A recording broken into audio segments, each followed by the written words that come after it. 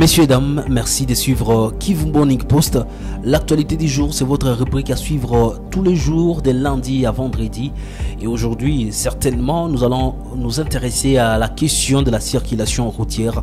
À Goma, la tendance commence à changer. Ce sont des PCR qui menacent en tout cas les conducteurs des taxis, pourquoi pas des motards. Nous allons suivre dans l'actualité du jour ce qui s'est passé à l'office des routes. Nous sommes en ville de Goma. Et puis enfin, les autorités congolaises se sont prononcées par rapport à l'arrestation du conseiller principal de Moïse Katumbi.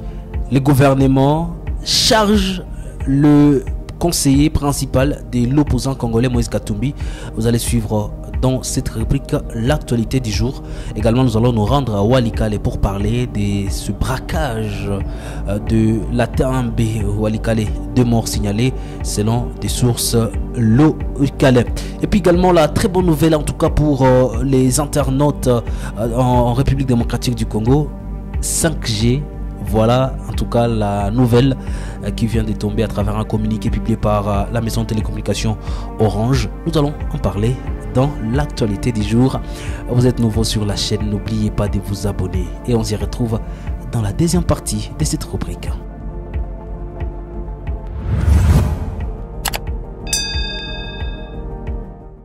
C'est une réalité triste pour certaines personnes, la police des circulations routières qui en tout cas s'adonne à des actes de violence contre les conducteurs des taxis, motos, également des conducteurs de bus sur Goma.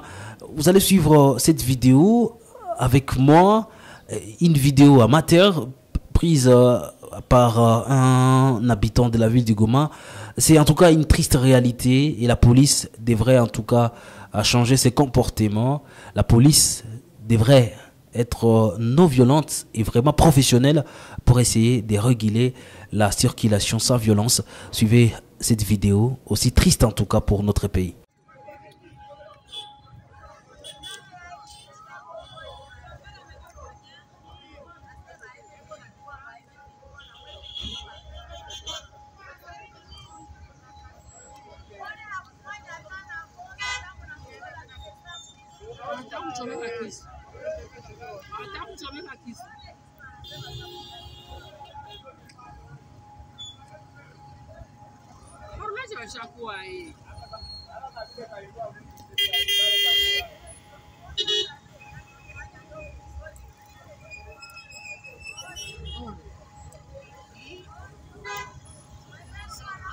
Chauffeur ule mwenyewe anafaa vile chauffeur wanamtrakase wanamfunga sa condition bila infraction yoyote.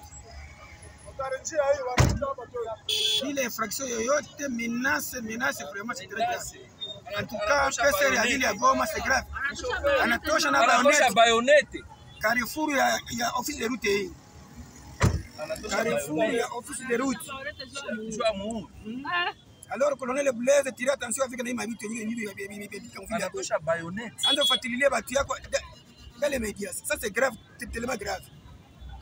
Voilà, atosha bayonete. Voilà, attroupement à pâte na kuwa bisi la batia au côté vite. Les roulages aussi est déjà les bisi des personnes. Je le filme toujours. C'est regrettable. Anatosha bayonete. Voilà. Voilà. Est-ce que ça c'est quel est? Anatosha bayonete. Voilà. Il bien. Voilà. Anatosha bayonete. Unaona?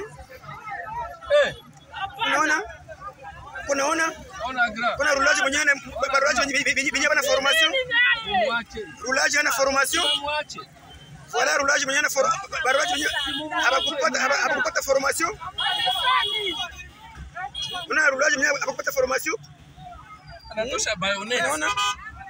Tout est au clair. Salomon Escadela, arrêté à l'aéroport international d'Enjil la semaine passée. Les autorités reviennent sur, en tout cas, cette arrestation. Il faut le croire, de la bouche des autorités, Salomon Escadela portait une arme et la situation a été signalée auprès des services habilités. Voilà pourquoi il a été arrêté. Je ne vous en dis pas plus. Suivez la réaction des autorités congolaises à travers ce point de presse animé par un officier de l'armée congolaise.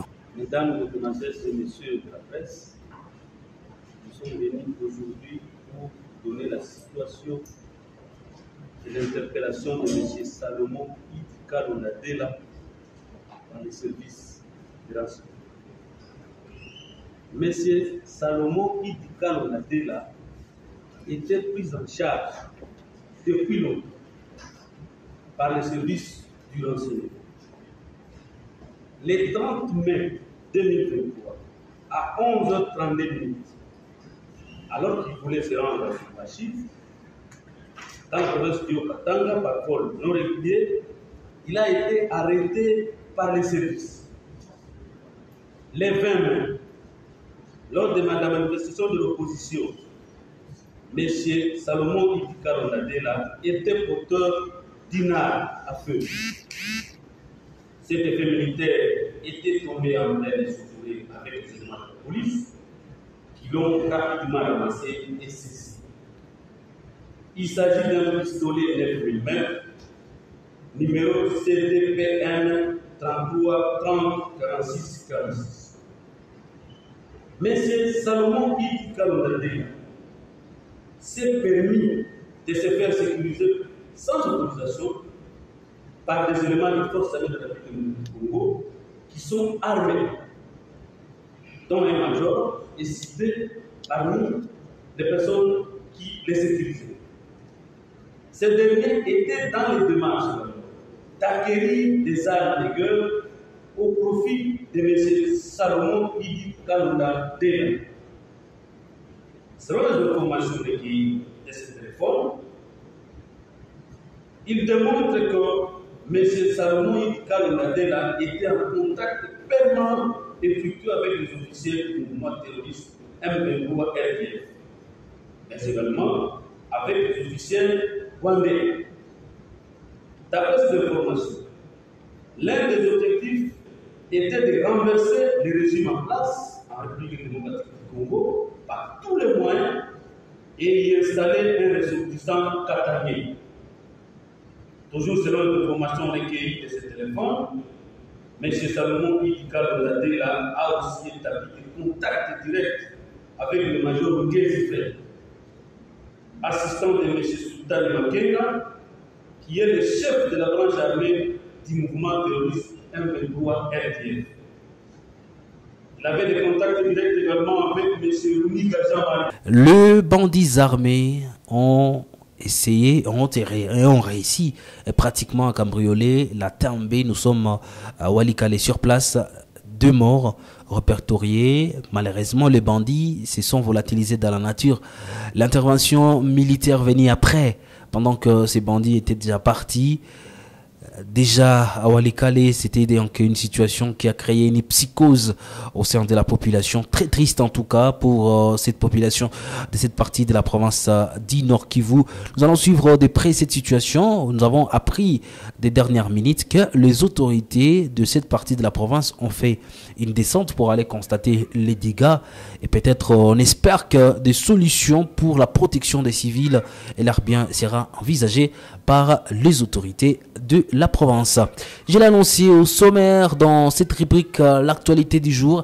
À bientôt, en tout cas, la 5G pour les internautes qui utilisent le réseau des télécommunications Orange. La nouvelle tombe en tout cas depuis donc hier. Nous sommes le 5 juin 2023. Le réseau de télécommunications Orange en République démocratique du Congo annonce déjà qu'il va lancer un test pour la 5G. Et il faut savoir, ça sera une révolution en tout cas qui permettra la rapidité par rapport à l'accès à l'internet. Également, il faut préciser que dans plusieurs pays du monde, la 5G était déjà Il faut le dire, dans plusieurs pays du monde, la 5G était déjà réelle. Ça sera donc une première expérience pour la République démocratique du Congo. Plus de détails, c'est donc à suivre sur notre site internet, le www.kivumorningpost.cd, pour découvrir l'intégralité de ces communiqués que signent les services marketing de Orange. Et ça sera tout pour l'actualité du jour. Merci à vous de l'avoir suivi.